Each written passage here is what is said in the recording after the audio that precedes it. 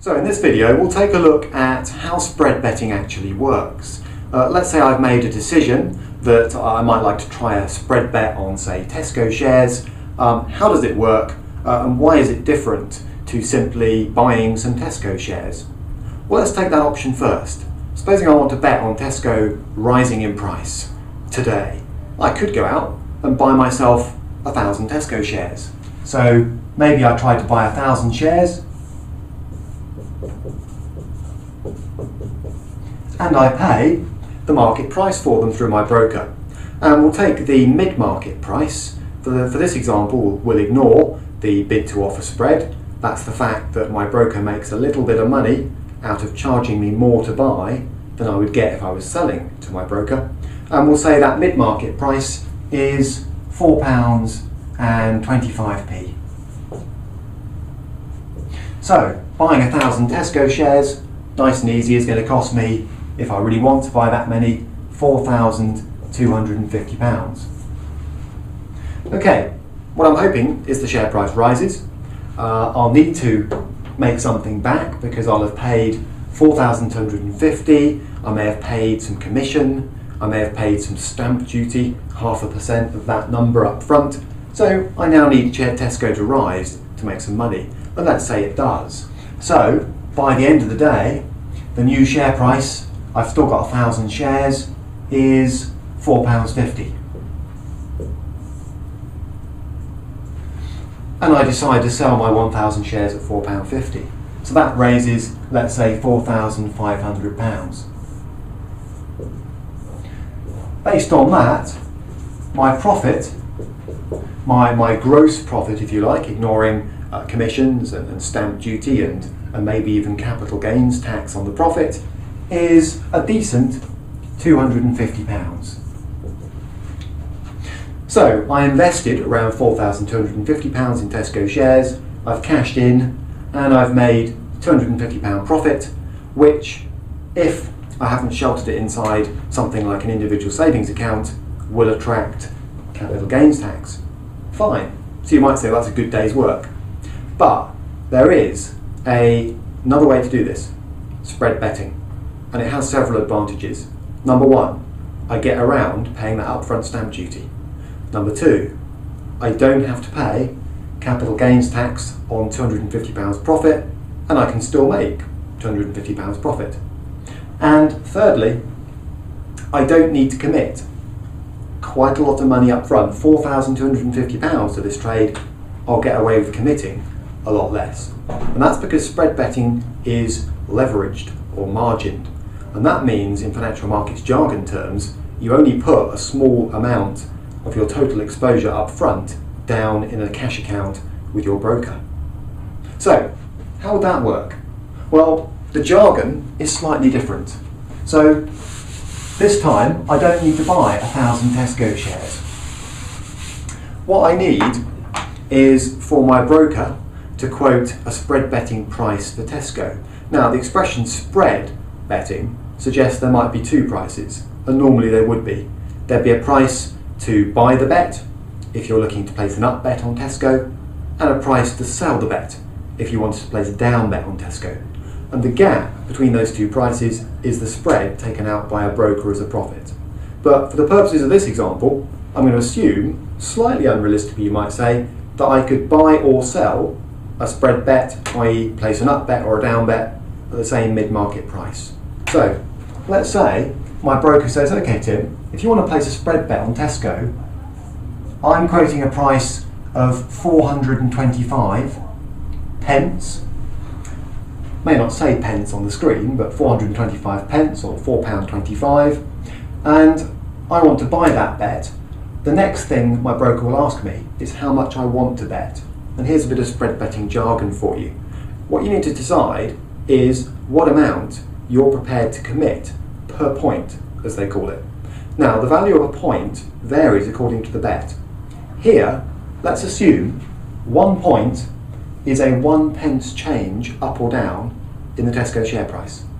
Through some brokers, it might be less than that, but let's say it's just a 1 pence change. And you can always ask your broker what a point represents. What is the minimum movement in the underlying asset, in this case Tesco, that your broker recognises for the purposes of settling up profits or losses. So, a point is 1 pence, and I decide to bet at £10 per point. Now, why £10? Doesn't have to be £10. If you do bet at £10 per point, you are effectively taking a similar position in Tesco shares to somebody who bought 1,000 shares. But you don't have to bet that much. You could bet £5 a point, maybe even less. It's negotiable to some extent with your broker. So I'm going to bet £10 per point. So my broker now knows that I want to bet on Tesco, I want to place an up bet, and I'm betting at £10 per point. So what happens next? Well, maybe I put that bet on this morning, and a few hours later the Tesco share price is 450 pence, or £4.50, just like the last example involving shares. Only this is a spread bet. So here's how we settle up. Having bought the bet at 425, I now sell it to close my position, a bit like buying and selling Tesco shares themselves, and work out my profit. And in spread betting terms, they talk about a 25-point profit. What does that mean? Well, I've forgotten something. I was betting at £10 per point. I could have gone lower, but I chose £10 per point. So my broker will turn that into pounds by saying, well, okay Tim, you were always betting at £10 a point, so that's £250 of profit.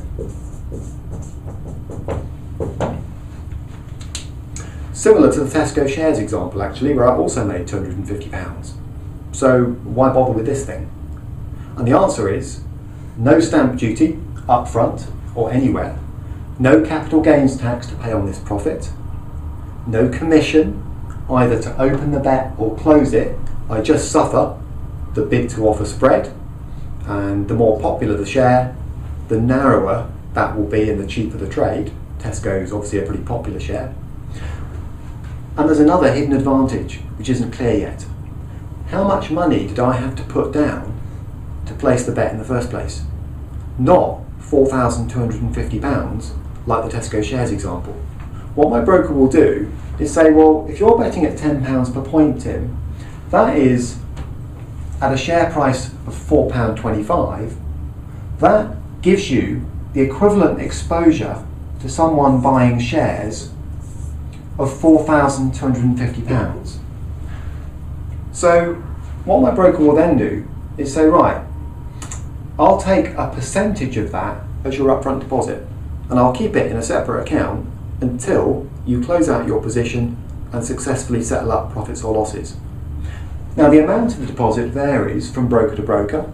It varies according to the share you're trading as well. Some shares are more volatile than others. But let's say on Tesco, the deposit required is 5% of the equivalent open position. So my broker might be asking me to pay up around £212, let's say, as an upfront deposit. Now, to be honest, the exact amount doesn't matter. Your broker will calculate that automatically, but it is worth asking what the deposit rate is. So that will be mechanically a function of these two figures, but the principle is important.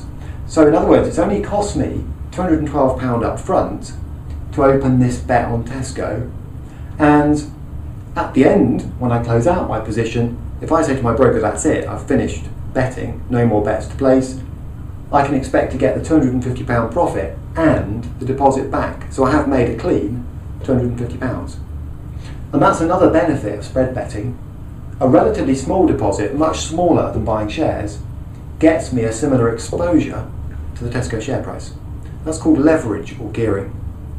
Now it's also the reason spread betting can be dangerous in the wrong hands, because for a £200 deposit, £212 deposit, what if the share price had collapsed?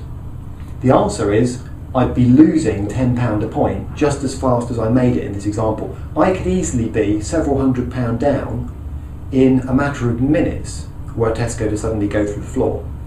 And that is a problem, because if I own Tesco shares, I can just wait. I can say, well actually, if I hold my nerve, they'll probably recover. So I just sit on them and wait for them to go back up again before selling. Spread betting doesn't work like that. You've got to be prepared to fund your losses.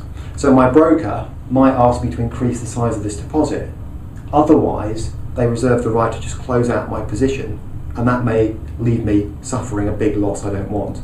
So that's the problem with spread betting. You can place large bets off a fairly small deposit, that's the upside, but on the downside, you can also lose money fast and potentially be asked to increase those deposits very quickly. Now, one way around that problem in the spread betting market is something called a guaranteed stop. And for novices, it's worth asking your broker about that. It's an order, and what it means is essentially if you place an up bet on Tesco at say $4.25, you agree a price just below that where your broker will get you out of a losing position. So rather than losing £10 a point, almost without limit, as the Tesco share price starts to drop, a guaranteed stop limits your losses. And those are a good idea. They're a bit more expensive than a standard stop order, but they get you out basically at what this suggests, a guaranteed price. In other words, if you want to cap your maximum losses, guaranteed stops are a pretty good way to do it. They will cost a bit of money. You'll find that when you ask for the spread bet price on Tesco, with a guaranteed stop in place, the bid to offer spread's a bit wider. In other words, you're being charged a bit more for that guaranteed stop, but nonetheless quite a good bet if you're nervous about your first few trades.